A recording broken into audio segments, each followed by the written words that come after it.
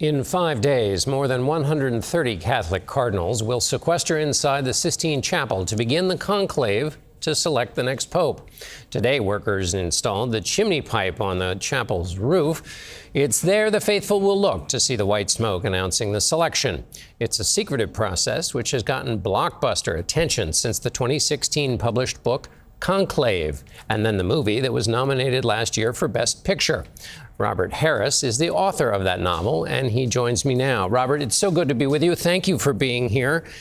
I went immediately to the book when I saw the chimney going up today because the dean of the College of Cardinals in the book is complaining about the construction at the start of it. Tell me about, or tell our viewers about, the process that goes into preparing for the conclave and all the things they do to make sure it can be secretive. Thank you for having me on. Yes, the dean is in charge of the preparations of the Sistine Chapel, which was built specifically for the holding of conclaves. They lay a plywood floor over the existing floor, and they are very careful about sweeping it for bugs. They're very anxious about security. It's all supposed to be highly secret, so there's a lot of preparation work is done, and every place has to be laid with the voting papers and a Bible and a prayer book, I think, and then the table is laid out at the front where the scrutineers sit and count the votes. As a former journalist, you put preparation into this novel. Tell me about the process of getting your head into the space where you think the cardinals will be as they meet to make this selection. Well, it came about, the novel, because I watched the 2013 election of Pope Francis on television and saw the cardinal electors in the windows at either side, and as he appeared, and I thought, I wonder how they came to this decision. I was a political journalist. Most of my novels have got a political edge, and I just started researching it, and sure enough, it immediately became clear that it is a highly political process with quite a lot of low-key drama behind the scenes. And I asked the Vatican if I could possibly come and look at the main locations, which they allowed me to do, including the very sacred chapel where the newly elected Pope is robed in the Sistine.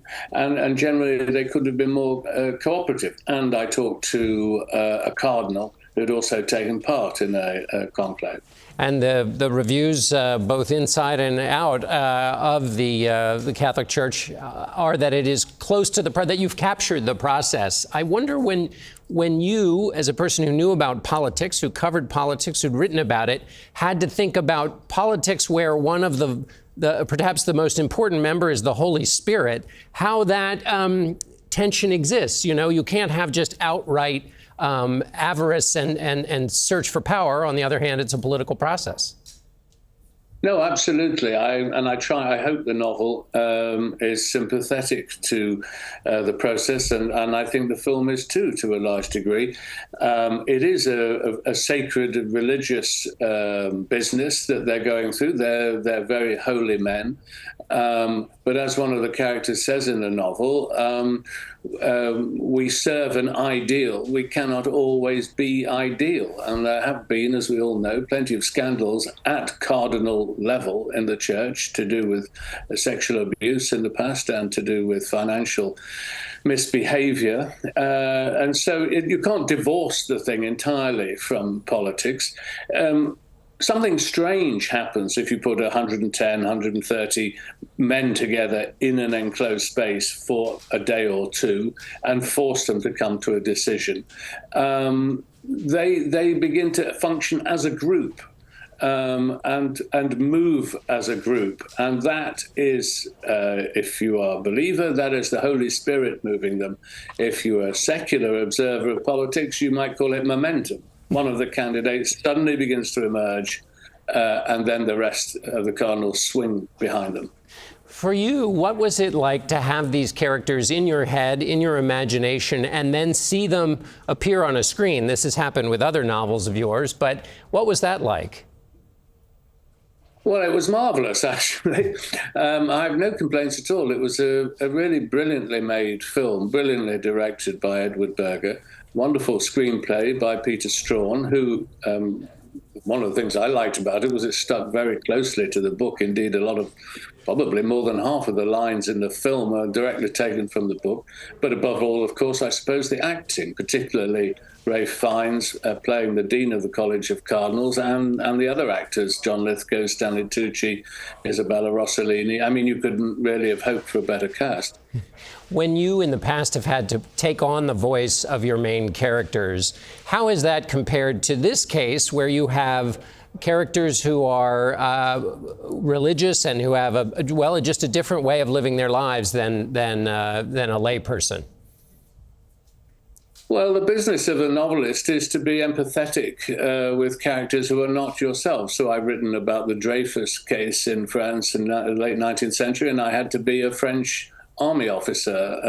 The latest book I've written is about the love affair between the Prime Minister of Britain in 1914 and a young socialite. I mean, that's my job, is to get into these characters' heads. And that's what I try to do here. In particular, the Dean of the College of Cardinals, who is a really sympathetic character, I think, who is experiencing religious doubts, which do assail even these princes of the church.